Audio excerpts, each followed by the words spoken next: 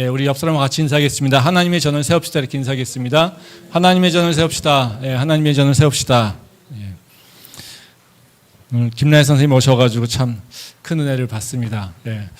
살아계신 하나님이라고 하는 건 제가 되게 좋아하거든요. 사실 제 신앙에 있어서 가장 중요한 고백이 하나님이 살아계시다라고 하는 겁니다. 우리가 죽은 신을 섬기는 것이 아니라 또 누군가의 만들어진 신을 섬기는 것이 아니라 스스로 존재하시며 지금도 살아서 역사하시고 영원하신 하나님, 그 하나님을 저희가 항상 기억하며 사는 게 중요하다고 생각됩니다. 그래서 오늘도 사실 그 말씀을 나누려고 하는데 살아계신 주를 찬양을 하면서 하나님께서 정말 우리가 다시 한번 하나님이 살아계심을 기억하기를 원하시는 건가 아닌가 이런 생각을 했습니다. 오늘도 계속해서 리멤버 시리즈로 말씀을 나누려고 하는데요. 특히 그 가운데서도 하나님과의 동행이라고 하는 주제로 생각을 해보려고 합니다. 지난주에는 이용숙 선교사님이 오셨죠. 정말 귀한 발걸음 해주셨습니다. 그래서 오셔서 공동체 회복에 대해서 말씀해 주셨습니다. 이 코로나 가운데 우리가 지키고 회복해야 될 것이 무엇이냐, 다른 것이 아니라 공동체 회복이라는 겁니다. 그러니까 세상은 다 공동체가 무너지고 있는 상황, 그리고 개인주의가 그 모든 것들을 다 지배하고 있는 상황. 근데 교회가 지켜야 될 것, 그것은 다른 것이 아니라 바로 공동체성이라는 것이죠. 그때 우리가 세상의 빛과 소금이 될 수 있고 또 교회도 더 건강해질 수 있다라고 하는 겁니다. 그리고 그 전주에 이제 시작한 것이 이은영 목사님이 시작한 리멤버 시리즈를 이제 함께 하기로 했었습니다. 그래서 제가 리멤버 시리즈를 이렇게 만들어 가려고 하는 이유는 사실 두 가지입니다. 하나는 교회라고 하는 그 공동체는 다른 것이 아니라 협력을 통해서 이루어지는 겁니다. 그러니까 지난주에 이용숙 선교사님이 말씀하신 것도 사실 공동체성을 강조하게 되는 것은 그냥 함께 모여라라고 하는 차원이 아니라 함께 유기적으로 한 몸을 이루라는 거거든요. 그러니까 한 몸을 이루는 것은 협력입니다. 그러니까 합력하여서 선을 이루는 거지 않습니까? 그래서 우리가 교회라고 하는 공동체가 협력을 통해서 이루어지는 것인데 지금 말씀을 나누는 자도 이제 서로 다른 말씀을 그냥 나누는 것이 아니라 자기한테 주는 말씀이 아니라 정말 그 말씀 나누는 자들 사이에서도 합력함이 또는 협력함이 이루어져야 되는 거 아닌가라고 하는 것, 그런 생각을 해봤습니다. 그래서 이영 목사님이 또 시리즈로 설교를 이렇게 기획했다고 해서 그럼 같이 시리즈를 한번 해보자. 그래서 그 시리즈를 해보고 있는 거고요. 또 다른 이유는 뭐냐면요.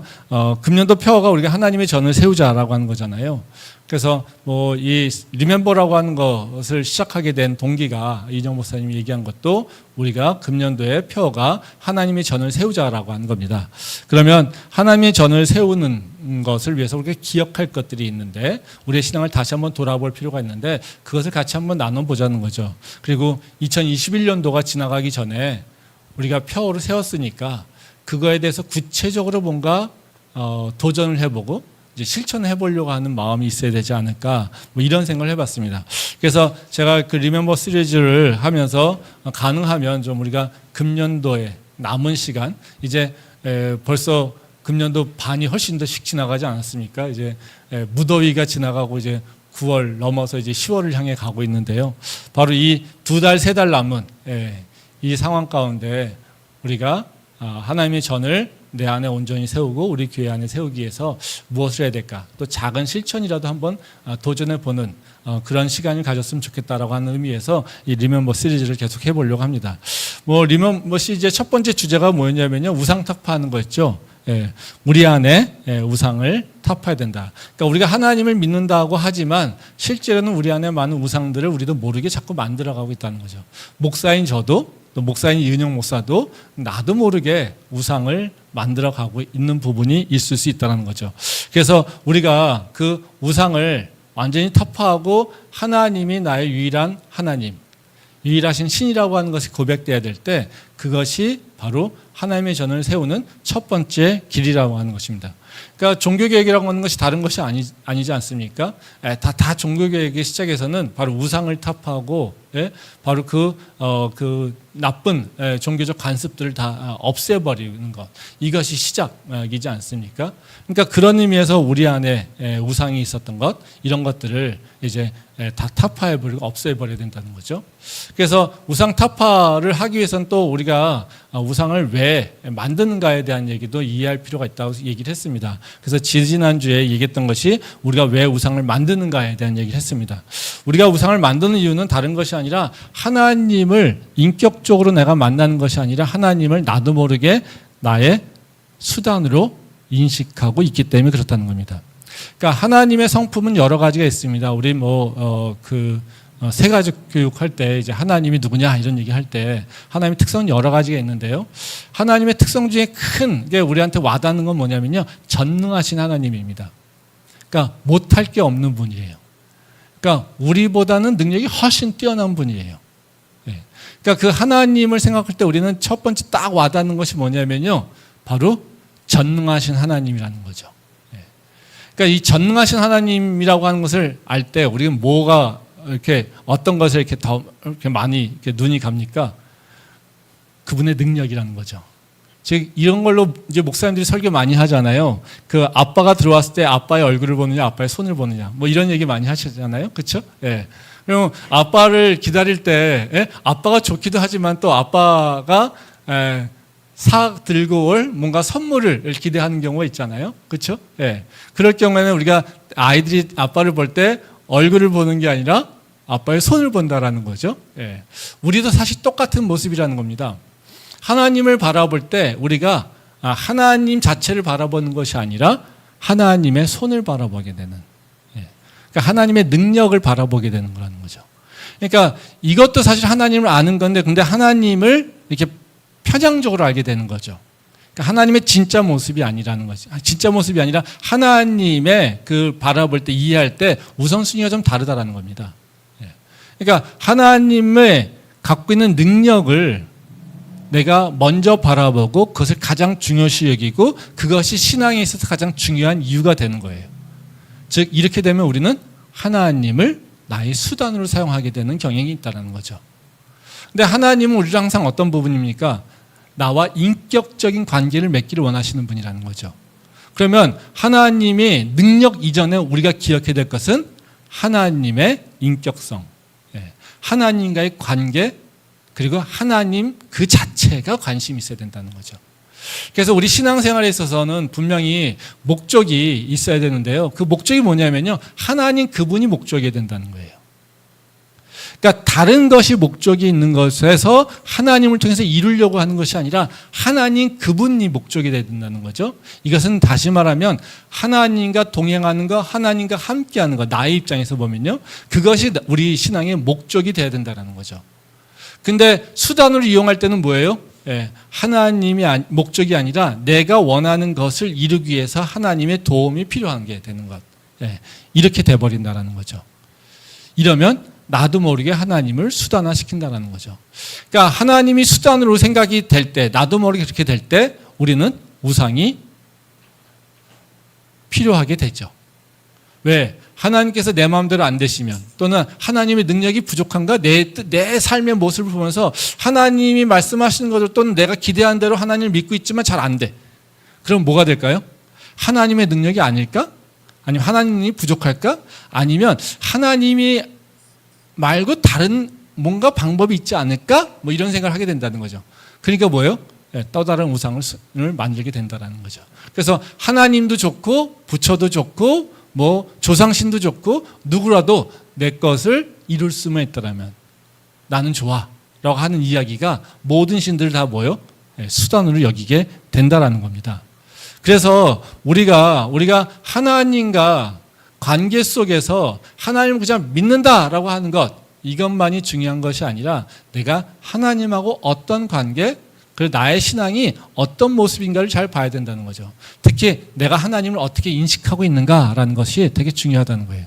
그래서 하나님 자체 또는 하나님과 동행하는 것이 목적이 아니라 다른 곳에 가 있다라면 내 신앙은 언제든지 다른 길로 빠져나갈 수 있는, 바로 그런 모습으로 갈 수 있는 위험성이 있다라는 것입니다.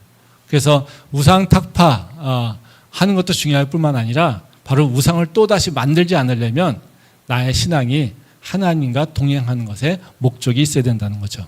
그래서 오늘은 뭐 다루려고 하는 것이 아니라 바로 하나님과의 동행에 대한 얘기를 좀 하려고 합니다. 그래서 첫 번째로 생각해 보려고 하는 건 뭐냐면요. 하나님과 동행하는 것이 무엇인가? 동행한다고 하는 것 자체가 우리가 잘 모르잖아요.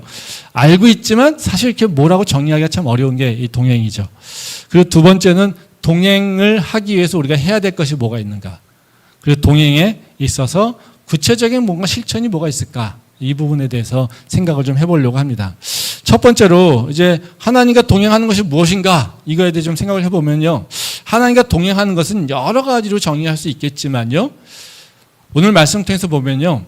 하나님의 인도와 축복을 따라서 살아가는 겁니다. 그래서 제가 강조한 게 뭡니까? 따라서, 팔로우죠. 예. 그러니까 하나님이 인도하시고 하나님이 축복 주시고 공급하시는 것이 있습니다. 우리는 그것을 따라가는 거예요. 즉 하나님한테 이런 축복 저런 축복 이런 것이 아니라 하나님께서 이미 나한테 축복하세요. 그리고 하나님께서 나한테 공급해 주세요. 하나님께서 나를 인도하세요. 우리는 그 하나님의 인도하심을 따라가는 것. 즉 하나님과 동행은 사실은요. 뭐냐면 하나님을 따라가는 삶을 살게 된다는 거죠. 말씀 한번 보도록 하겠습니다. 이사야 44장 1절부터 4절 말씀입니다. 나의 종 야곱, 내가 택한 이스라엘아, 이제 들으라.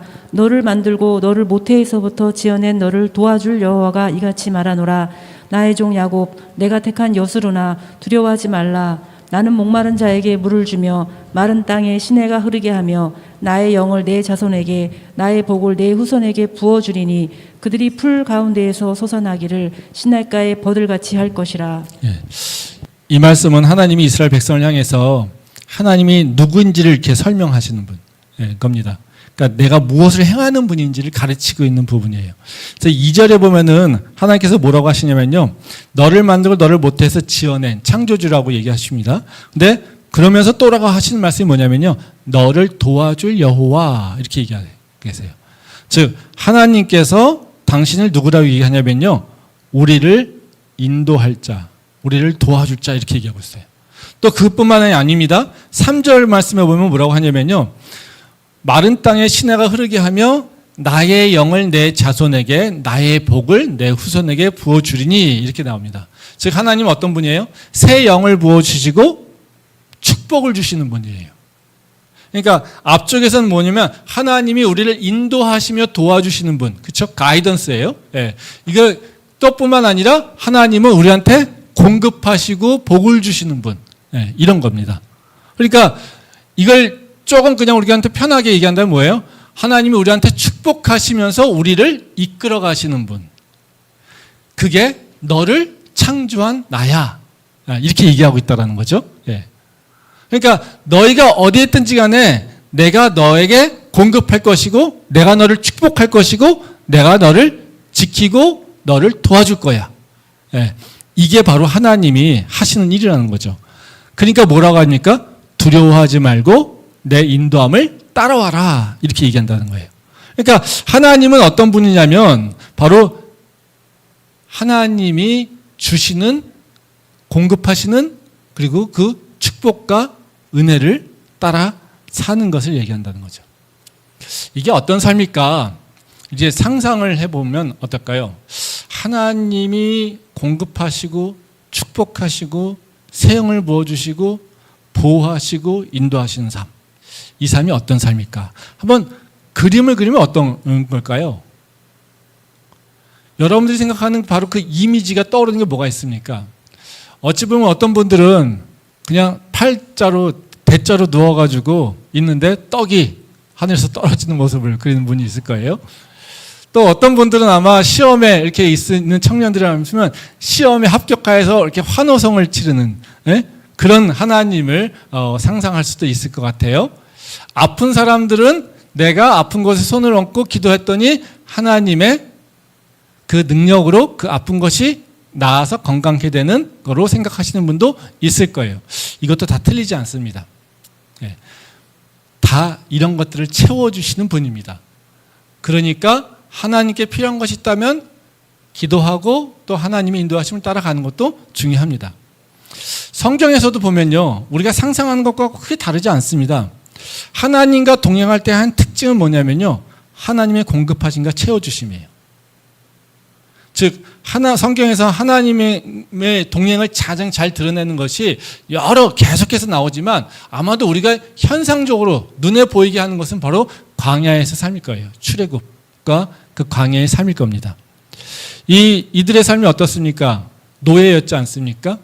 근데 이들이 어디를 가야 될지도 몰라요. 그렇죠? 그러니까 하나님께서 이들에게 뭐예요? 너희가 갈 곳은 가나안이야. 그렇죠? 네. 이들이 가는 길이 어떻습니까? 아무 능력이 없어요. 애굽의 그 군사들에게 스스로를 지킬 수 있는 능력이 없어요.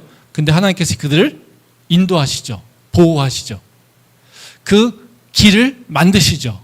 홍해를 건너서 갈라서 길을 만드십니다.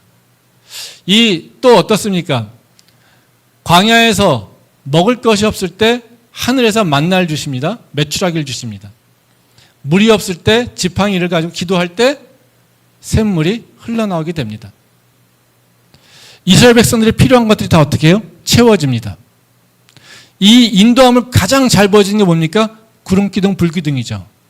바로 밤에는 불기둥으로, 낮에는 구름기둥으로, 예? 쫙 길을 내시면서 인도하시는 그분. 예.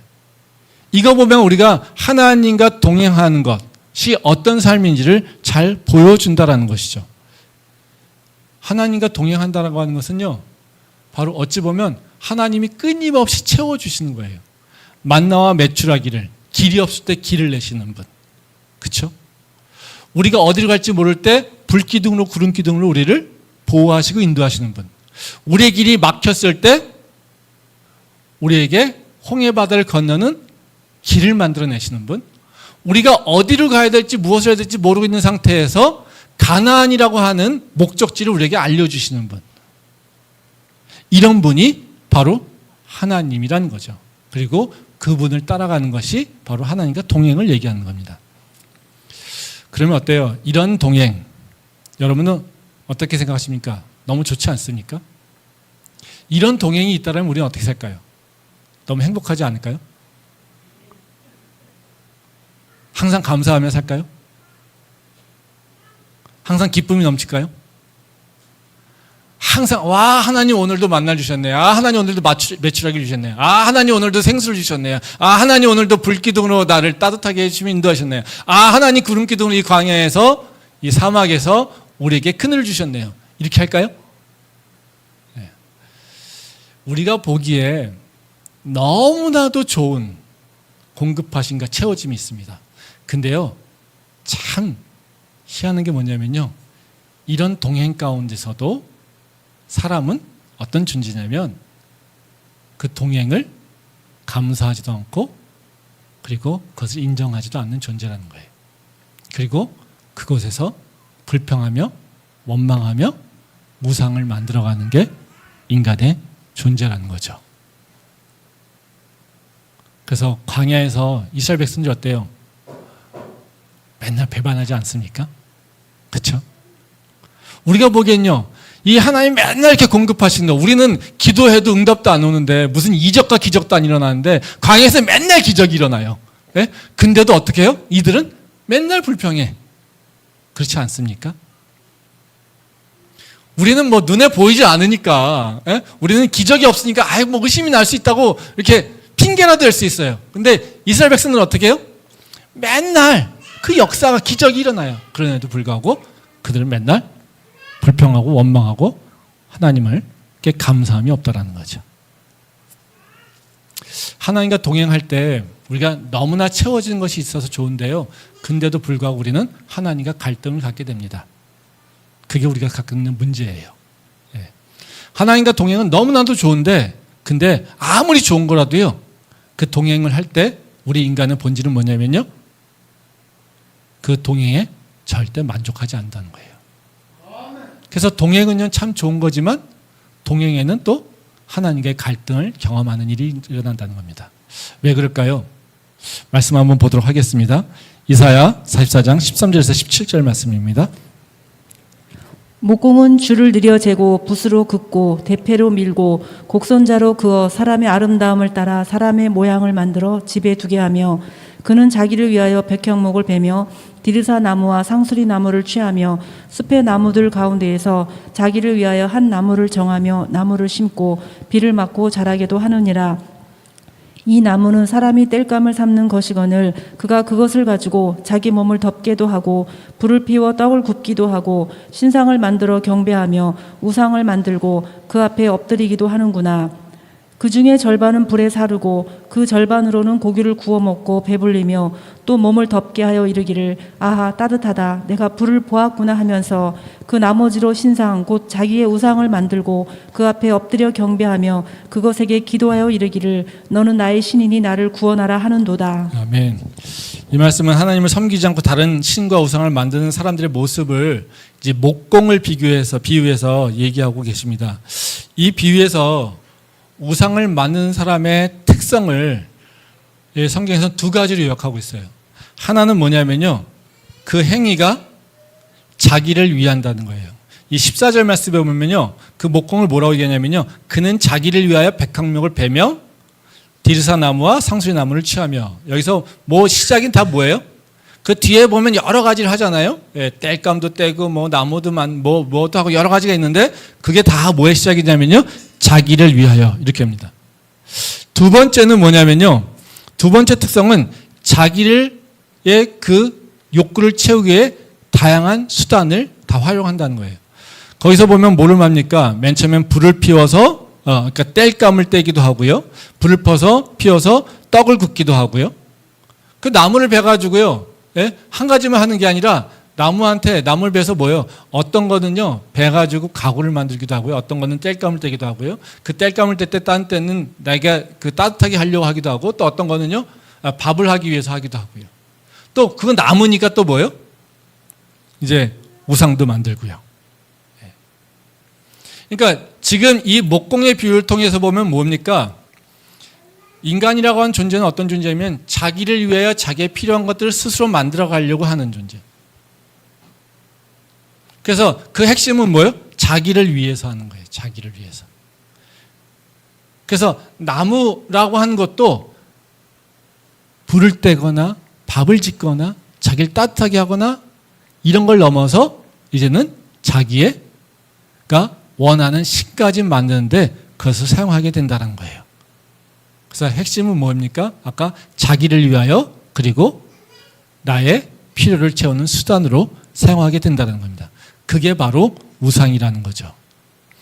이 말씀을 통해서 보게 되면요, 우리가 왜 하나님과 동행하지 못하고 다른 길을 가게 되는지 잘 보여줍니다. 우리가 하나님이 인도하시고 축복해 주시는 것을 만족하지 못할 때 우리는 이런 일이 일어나요. 즉 다시 말하면 우리는 우리를 위해서 살잖아요. 우리를 위해서 사는 것의 행동의 모습은 뭐예요? 나의 필요를 채우는 거예요. 그것이 나를 위한 거라고 생각하는 거잖아요. 그래서 나를 위해서 뭘 할까를 계속 고민해요. 그리고 나의 필요를 채워가는 과정에 있다는 거예요. 근데 하나님이 공급하시는 것이 나의 욕구를 만족시키지 못해요. 내 욕구를 채워지지 않아요. 그러면 어떻게 해요? 그러면 우리는 다른 욕구를 채우기 위해서 나는 또 다른 수단을 만들어낸다는 거예요. 이스라엘 백성들이 처음 만나를 먹었을 때 어땠을까요? 하늘에서 만나가 떨어졌을 때 어떻게 했을까요? 아마 할렐루야 하고 난리를 쳤을 거예요. 근데 어제도 오늘도 내일도 한 달 후에도 1년 후에도 똑같이 만나를 먹어야 돼. 한번 생각해 보세요. 어떤 생각이 들었을까요? 야, 이런 지옥이 어디 있어, 이거죠. 처음엔요, 공급하심이 좋았어요. 근데 나는 다양한 걸 먹고 싶어. 부추도 먹고 싶고 고기도 먹고 싶고 따뜻한 국물도 먹고 싶고. 그런데 하나님 맨날 나한테 만나밖에 안 줘. 그렇죠? 그러니까 내 몸은 지금 고기가 필요해. 내 몸은 지금 부추가 필요해. 내 몸은 따뜻한 국물이 필요해. 고기 국물이 필요해. 이러고 있는데 하나님 맨날 밀가루 같은 만나밖에 안 준다는 거예요. 그러니까 어떻게 이스라엘 백성들이 불평하는 거예요. 즉 하나님이 주시는 것, 하나님이 공급하신 것, 이것, 하나님께서 축복하시는 것, 이것들에 대해서 내가 만족하지 못하고 그것을 축복이라고 알지 못할 때, 그리고 나의 욕심이 먼저 앞설 때, 우리는 이런 우상을 만들어내는 과정이 있다는 거죠. 사실 크리스찬들이요, 가장 큰 문제가 사실 이런 문제입니다. 하나님을 믿지 못하는 것의 문제가 아니라요, 하나님과 나하고의 갈등이 있어요. 뭐? 채워지는 것이 달라요. 다른 시선인 거예요. 하나님은 나한테 계속해서 공급해 주신다고 약속하고 있고 공급하고 계세요. 근데 우리는요, 그것이 공급이라고 생각하지 못해요. 그러니까 우리는 하나님한테 자꾸 다른 걸 달라고 얘기해요. 하나님은 아니라고 얘기한다는 거죠.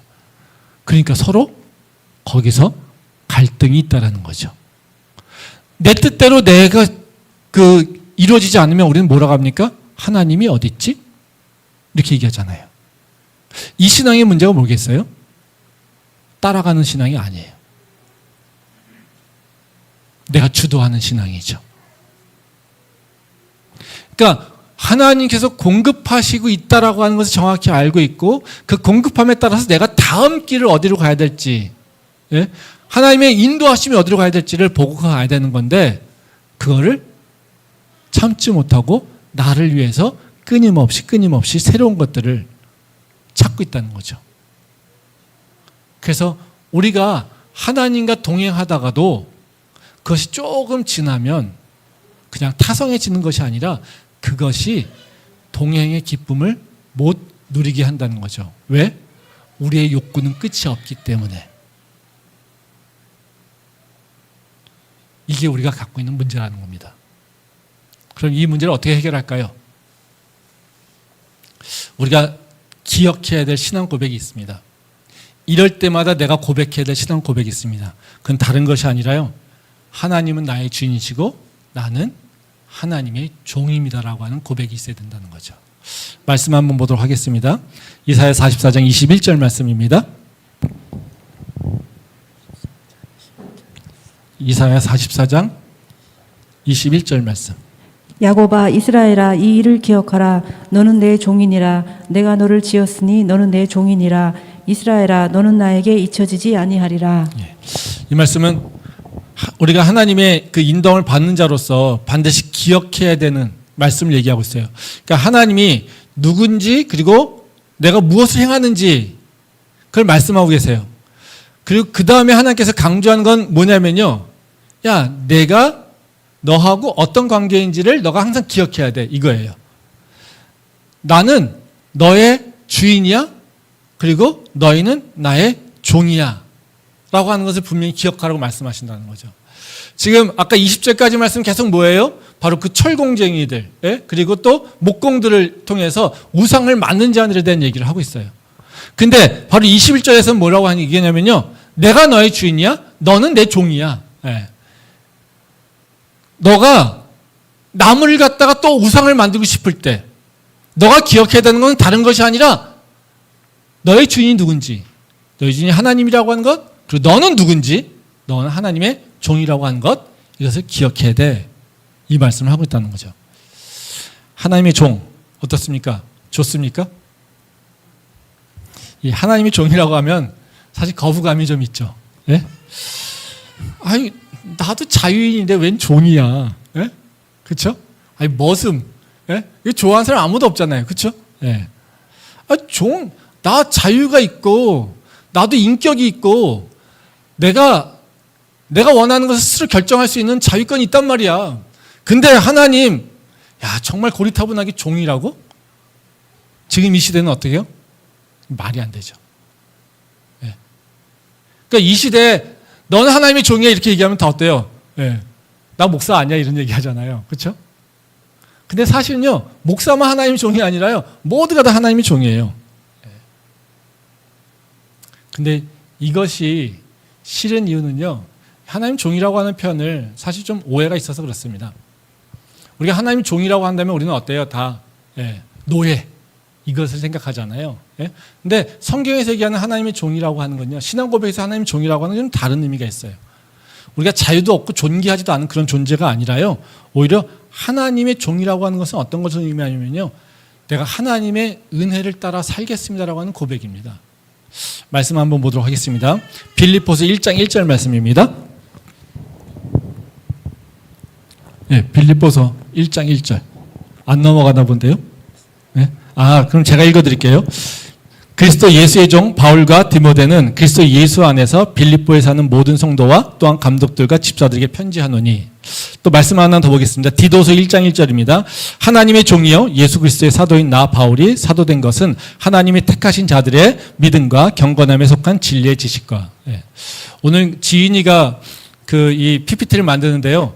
컴퓨터가 하다가 고장이 났대요. 그래서 막 PC방에 가서 하는데 시간이 좀 모자라가지고 뒷부분이 좀 안 된 것 같아요. 이해하시고 들어주시면 고맙겠습니다.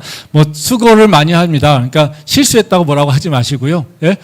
불가피한 상황이기 때문에 여러분들이 이해하시고 수고를 많이 하니까요. 예, 이해하시면 좋을 것 같습니다. 이 두 말씀은 지금 빌립보서 1장 1절 말씀하고 디도서 1장 1절 말씀은 다 뭐냐면요. 바울이 자신을 소개할 때 쓴 표현이에요.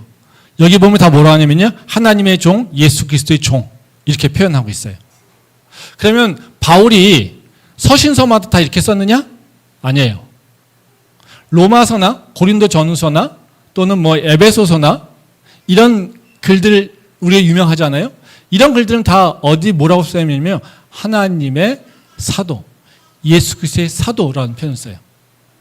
그러니까 다른 서신서에서는요. 사도라고 하는 표현을 씁니다. 근데 지금 빌립보서와 디도서에서는 하나님의 종이라고 하는 표현을 씁니다.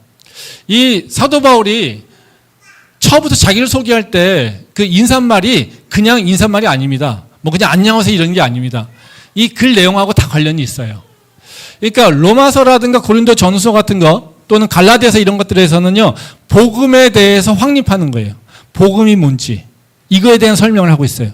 그러니까 뭐를 강조해야 됩니까? 선생님을 강조해야 돼요. 그래서 사도성을 얘기해요. 예수 그리스도의 사도된 나는 너희들에게 편지한다 이렇게 얘기한다는 거예요. 그럼 뭐예요? 내가 지금 너에게 편지 쓰는 것이 그냥 쓰는 것이 아니라 내가 예수 그리스도의 복음을 온전히 가르침받아서 내가 가르쳐주는 거야 이렇게 얘기하고 있어요. 예. 근데 여기서 빌립보서와 디도서에서는 만큼은요 뭐라고 하겠냐면요 하나님의 종, 예수 그리스도의 종이라고 얘기했어요. 특히 빌립보서는 종이라는 말밖에 쓰지 않습니다. 디도서에는 사도란 말도 쓴대요. 왜 그러냐는 거죠. 빌립보서는 어떤 책입니까? 혼나는 책도 아니고요. 복음을 세우는 책도 아니에요. 사실은 빌립보 교회에서 후원금 준, 헌금 준 거, 선교비 준 거에 대한 감사 편지예요. 그러면서 뭐예요? 내가 너희한테 참 감사해. 네, 이렇게 얘기해요. 그러면서 또 뭐라고 합니까? 그렇지만 나는 부족함이 없어 이거예요. 왜? 하나님께서 다 채워주시니까. 이것을 빌립보 편서에서 얘기하고 있거든요. 여기서 종이라고 하는 것은 무슨 의미냐면요. 하나님이 나를 책임져 주고 있어 이거예요. 너희들이 나한테 지금 선교비를 보내주고 있어서 하지만 나는 절대로 그것에 의지해서 살지 않아 이거예요. 물질이라고 하는 것이 빌립보 교회에 들어오지 않기를 원했다는 거죠. 물질의 가치가. 나는 너희의 선교비나 너희의 후원금으로 살고 있지 않아. 나는 누구냐면 하나님의 종이거든. 그래서 하나님께서 다 채워주셔. 그래서 나는 때로는 하나님께서 나를 부하게도 하셨어. 때로는 나를 빈곤에 처하게도 하셨어. 근데 그때도 모두 다 나는 부족함이 없었어. 왜? 하나님이 나의 주인이시니까. 나는 그의 종이니까. 그래서 나는 항상 채워져 있어 이거예요. 종이라고 하는 건요. 가진 건 아무것도 없어요. 근데요. 쓸 거는 다 써요. 왜요? 주인이 책임져 주니까. 지금 감옥에서 아무것도 할 수 없는 자가 지금 고백하고 있는 건 뭐예요? 예수님이 나의 주인이야. 이걸 얘기하고 있는 거예요. 그건 다시 말하면 나는 은혜로 살기 때문에 부족함이 아무것도 없어. 이걸 고백하고 있는 거예요. 그러니까 내가 하나님의 종이라고 하는 것은 뭐냐면요. 하나님, 당신이 갖고 있는 걸 내가 다 쓸 수 있어요? 당신이 허락하신다면. 그러기에 하나님, 당신이 주인이시기에 나는 부족함이 없어요. 이것을 고백하는 것이 하나님 종이라고 얘기하는 거예요. 내가 자유도 없고 내 인격성도 없고 내 존귀함도 없는 그런 비천한 노예라고 하는 것을 얘기하고 있는 것이 아니라 하나님의 공급하신가 하나님의 책임지심이 나한테 있음을 내가 고백합니다라고 하는 것이 바로 하나님의 종이라고 고백하는 거예요. 그러게 하나님의 종이라고 표현하는 건 뭐냐면요, 하나님을 향한 절대적인 신뢰와 의지예요. 뒤에서도 디도서에서 얘기하는 하나님의 종이라고 하는 표현은 두 가지 의미입니다. 사실 이 디도서의 목적은 장로를 세우는 거거든요. 교회에 섬기는 자들을 세우는 겁니다. 그래서 여기서는 사도 바울이 얘기 뭐냐면 하나님의 종을 얘기하면서 또 사도에 대한 얘기도 해요. 뒤에 가면. 그래서 종이면 사도된 바울이 이렇게 편지 쓴다 이렇게 얘기하죠. 그럼 뭐냐면요, 종이라고 하는 건 또 뭐 어떤 의미? 하나님을 섬기는 자의 모습. 하나님이 다 책임져 주기에 너는 해야 될 게 뭐냐? 하나님을 섬기는 거, 그것만 하면 돼. 너희가 주인된 노릇하려고 하지 마. 교회 리더라고 너희가 교회 주인 아니야, 이겁니다. 야, 최영준 목사, 네가 목사라고 해서 교회 주인 아니야. 너는 누구냐면 하나님의 종이야. 하나님을 섬기는 자야. 교회를 섬기는 자야. 네가 주인 아니야, 이거예요. 이게 디도서에서 얘기하는 것이 바로 그런 얘기예요. 그러니까 너가 하나님의 일을 감당할 때, 사역을 감당할 때 네가 주인 노릇하지 마. 이걸 얘기하고 있는 게 바로 이 디도서에서 하나님 종이에요. 그래서 여기서는 사실 겸손함에 대한 얘기를 하고 있는 거죠. 결정권이 하나님에 있다라고 하는 것을 설명해 주기에 얘기하고 있는 거예요. 우리가 그래서 하나님의 종이라고 하는 것, 이것은 우리의 비천함을 얘기하는 것이 아니라요, 하나님이 나한테 가장 중요한 나의 모든 것을 다 책임지시는 주인인 것을 얘기하고 있어요. 그러기에 우리는 걱정할 필요가 없다는 거죠. 제가 지난 10여 년 동안 미얀마에 관심을 가지고 활동하면서 뭐 재정적으로 고통을 받지는 않았습니다. 뭐 처음엔 미얀마 연구를 하면서 뭐 뒤에 강신원 교수님 계시지만 강신원 교수님하고 처음 시작하면서 아무것도 없었어요. 그래서 이거 어떻게 해야지? 뭐 재정에 대한 그 생각도 걱정도 있고 그랬었습니다. 근데 뭐 이렇게 하다 보니까 또 하나님께서 연구 과제를 허락해 주셔서 뭐 5년 동안 정말 풍족하게 미얀마 연구를 진행할 수 있었습니다. 근데 사실 이번이 끝났습니다. 그래서 다시 이제 도전을 했는데요, 다시 떨어졌어요. 과제에. 그래가지고 지금은 연구 과제가 없습니다. 그래서 미얀마 연구를 어떻게 할까 뭐 이런 고민을 합니다. 그래서 이 과제가 떨어지니까요, 되게 불안하더라고요. 여태까지 풍요롭게 뭐 걱정 없이 출장 다니고, 뭐 걱정 없이 하고 싶은 일을 했었는데 이제는 그런 재원이 없는 거예요. 그러니까 이게 떨어지고 나니까 이게 솔직히 그런 생각 들어요. 하나님 이거 뭐죠? 그래서 미얀마가 이렇게 불안정하니까요. 그러니까 뭐 미얀마에 대한 연구를 계속 지속 가능하는 것이 가능하겠느냐 뭐 이런 얘기를 하면서 사실 펀드 받기가 쉽지 않습니다. 펀드가 없으니까 되게 불안한 거예요. 그래서 어떻게 하지? 이거 뭐를 이제 과제를 찾아다녀야 되나? 저도 모르게 인터넷에 안 보던 과제, 뭐 안 보던 뭐 이렇게 사이트 가면서 무슨 과제 있지? 뭐 지원할 과제가 뭐가 있을까? 뭐 우리 제자들한테도 야, 우리가 이제는 다시 헝그리 정신 돌아가야 돼. 뭐 이런 얘기하면서 야, 과제를 찾아야 돼. 이러고 있었습니다. 근데 제가 기도하는 과정인데 제 마음속에 걱정이 가득할 때 저한테 들어왔던 마음이 뭐였냐면요, 네가 누구냐? 네가 미얀마 왜 하냐? 네가 미얀마에 왜 관심 갖고 있지? 이런 질문을 저한테 하게 하더라고요. 하나님, 제가 하나님 종이죠. 하나님께서 원하신 일을 제가 하는 거죠. 하나님께서 기뻐하신 일을 하는 거죠. 하나님께서 명령하신 일을 하는 거죠.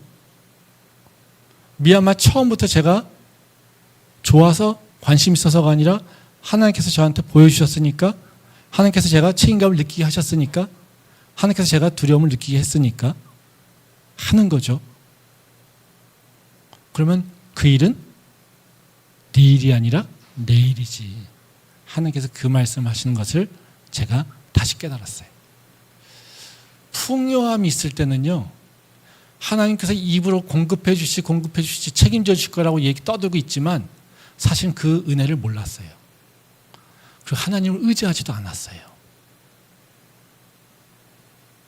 그저 내 연구지, 내 과제지, 내한테 준 연급이지, 이것만 생각했지, 그것이 입으로는 하나님께서 주셨어라고 얘기하지만 사실 그 사용하거나 그걸 쓰거나 할 때 하나님의 입장에서 하나님의 종으로서 그것을 바라보고 사용하지 않았다라는 거죠. 근데 없으니까요, 하나님께서 주셨었지, 이게 다시 기억나더라고요. 그래서 그런 생각이 들었어요. 없으면 또 주시겠지. 하나님의 종이니까. 그래서 제가 맨날 그렇게 고민해요. 요새 그렇게 기도해요. 하나님, 내가 하나님 종이잖아요. 미얀마, 내가 하고 싶은 게 아니라 당신이 하기를 원하시는 거잖아요. 당신이 책임져 주세요. 제가 이렇게 대놓고 얘기합니다. 이제 하나님한테. 하나님이 종이라고 하는 것이요, 절대 나쁜 게 아니에요. 하나님을 따라가면서 내가 살겠다라고 하는 것이 절대 나쁜 게 아니에요. 우리는 어설쩡게 내 의지, 자유의지, 내 기쁨, 내 소망, 이거를 이루겠다고 살고 있지만요, 내가 좋아하는 것 하겠다고 하지만요, 진짜로 좋은 건 뭐냐면요, 내가 하나님이 좋은 것을 고백하며 하나님, 당신께서 결정하신 걸 내가 따라갈게요. 하나님, 당신께서 공급해 주신 대로 따라갈게요. 내가 부하든지 내가 빈곤에 처하든지 내가 그 안에서 하나님께서 주신 자족을 가지고 하나님 따라갈게요. 이걸 고백할 때 진짜 우리한테 오는 바로 그 평안함이 있다라는 거예요. 그게 우리가 사는 삶입니다. 그 하나님이 나의 주인 되신 것, 하나님 내가 하나님의 종이라고 하는 것은요, 그냥 그저 너 비천에 처해 이 얘기를 의미하는 게 아니에요. 오히려 기도하면서 내가 하나님의 종입니다 라고 고백해 보세요. 그때 하나님이 나와 함께 하시고 날 공급해 주다는 오히려 확신이 듭니다. 그 확신일 때 내 입으로는 종이라고 고백하고 있지만 나는 이제 하나님의 지지와 하나님의 공급하심의 그 언약을 믿고 나갈 수 있는 그런 주의 백성으로 다시 일어날 수 있습니다. 그게 바로 이 사도 바울의 고백이었고요. 그 고백이 우리의 고백이 되어야 된다는 거죠. 그럼 마지막으로요, 우리가 하나님의 종이라고 고백하는 것이 우리 신앙생활에서 어떤 모습으로 드러나야 될까요? 이게 참 중요하지 않습니까? 예? 뭘 실천해야 될까요? 그겁니다. 내 삶에 있어서 한번 생각해 보세요. 나는 지금 하나님을 위해서 하고 있는가? 아니면 나를 위해서 하고 있는가? 모든 일을, 모든 계획을. 그리고 나를 위한 것들을 하지 마시고요, 하나님이 위한 것들을 할 수 있는 한 한번 선택해 보세요. 그러면 하나님께서 새로운 역사를 이루실 겁니다. 말씀 한번 보고 마무리하겠습니다. 이사야 44장 13절 14절 말씀인데요, 제가 읽어드리겠습니다. 목공은 줄을 들여 재고 붓으로 긋고 대패로 밀고 곡선자로 그어 사람의 아름다움을 따라 사람의 모양을 만들어 집에 두게 하며 그는 자기를 위하여 백향목을 베며 디르사 나무와 상수리 나무를 취하며 숲의 나무들 가운데서 자기를 위하여 한 나무를 정하며 나무를 심고 비를 맞고 자라게도 하느니라. 여기 보면 그런 얘기잖아요. 다 지금 아까 읽듯이 자기를 위하여 사는 말씀이잖아요. 사람들이요, 다 자기를 위해 살고 있어요. 근데 우리는요, 자기를 위해 사는 것이 아닙니다. 하나님의 영광을 위해서, 내가 무엇을 먹든지 무엇을 입든지 다 하나님의 영광을 위해서 살아가는 것이라는 거죠. 그래서 우리가 행동하는 것에 있어서 작은 일이라도 한번 생각해 보세요. 나를 위한 건가? 하나님을 위한 건가? 한번 생각해 봅시다. 우리가 기도하잖아요. 기도를 여러분들은 여러분들을 위해서 합니까? 하나님을 위해서 기도합니까? 기도가 여러분들을 위해서 기도합니까? 아니면 하나님을 위해서 기도합니까? 모르시겠나요? 한 번도 생각이 안 해보셨나요? 대부분 다 사람들이요, 나를 위해서 기도하죠.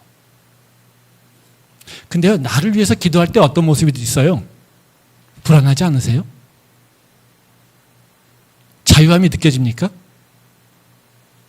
나를 위해서 기도하면요 절대 자유함을 느끼지 못해요. 그리고 말씀한 대로 하나님의 음성 들리지 않아요.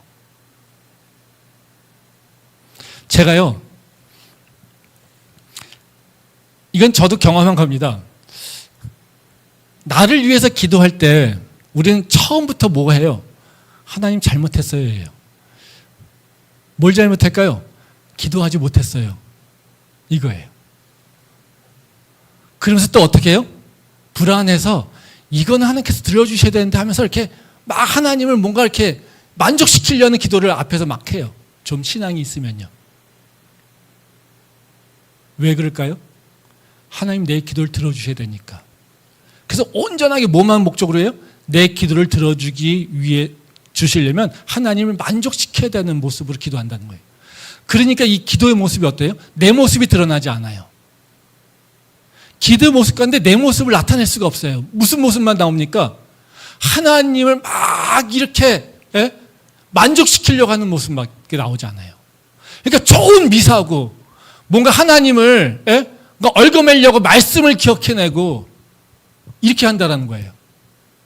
그래서 그 기도하면서도요 어떻게 해요? 불안해요. 하나님께서 이거에 만족하지 않으면 어떨까?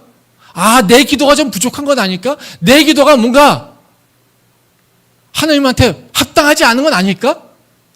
아, 내게 이루어지지 않으면 내가 기도를 잘못해서 그런 거 아닌가? 끊임없이 기도하면서 뭐예요? 불안해요. 왜? 내 목적을 채워야 되니까. 하나님 내 기도에 만족해야 되니까.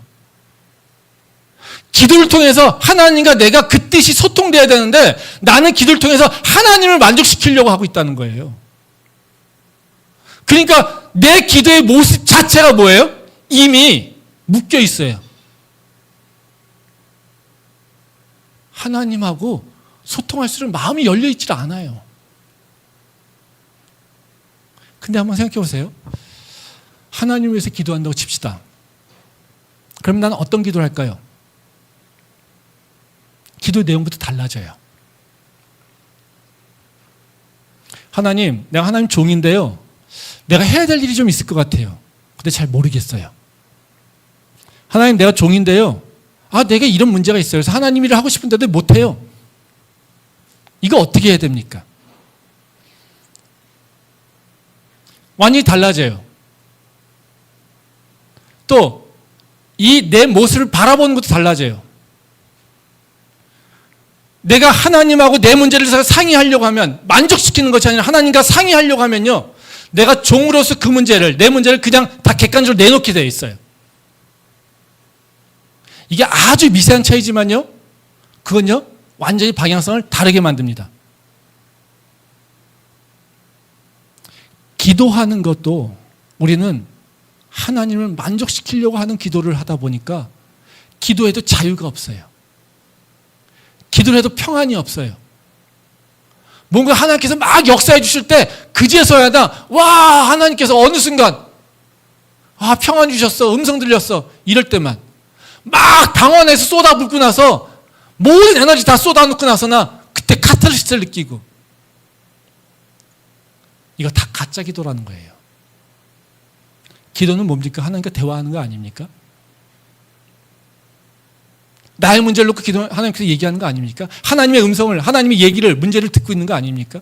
우리가 매 미얀마 위해 기도합니까? 한번 중보기도 하지 않습니까? 왜 여러분들은 중보기도 합니까?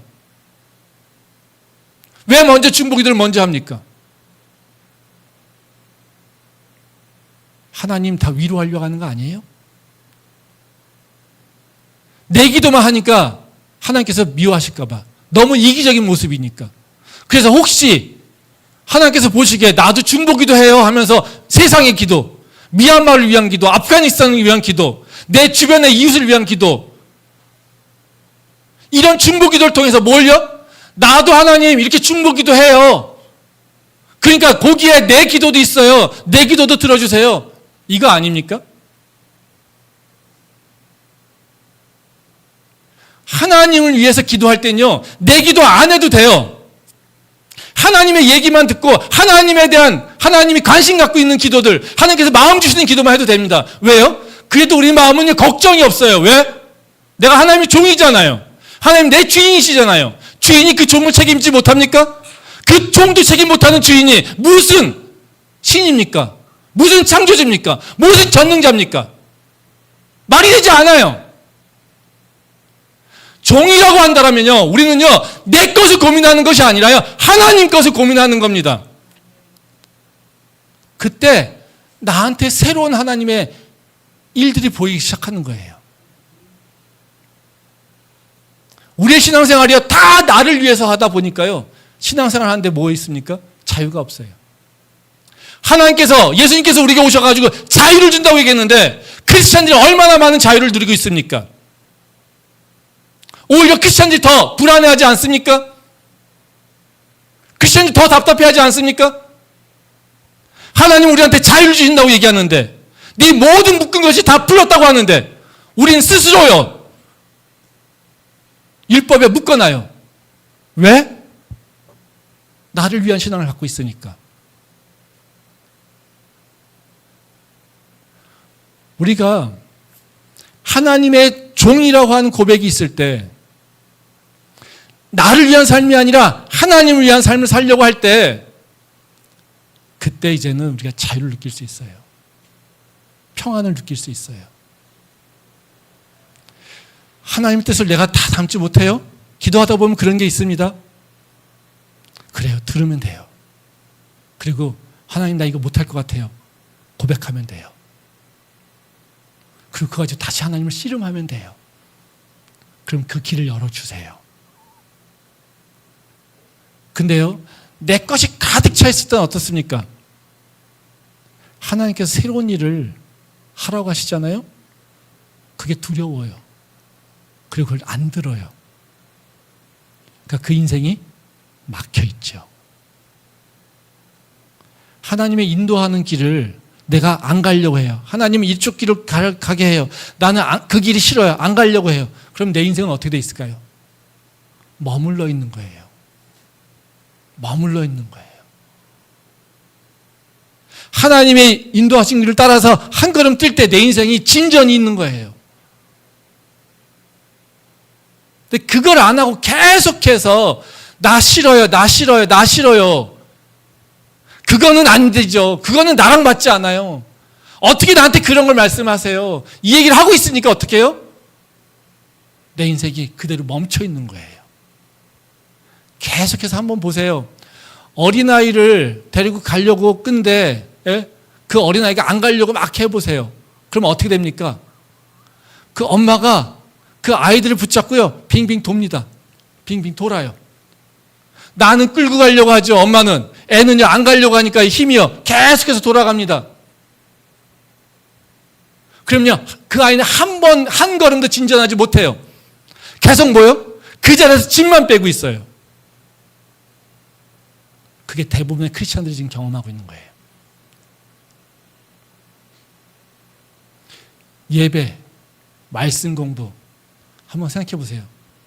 누구를 위해서 하고 있는가? 나를 위해서 예배하고 있는가? 아니면 하나님 위해서 예배하고 있는가? 성경 공부 나를 위해서 하고 있는가? 아니면 하나님 위해서 하고 있는가? 그것이 완전히 달라집니다.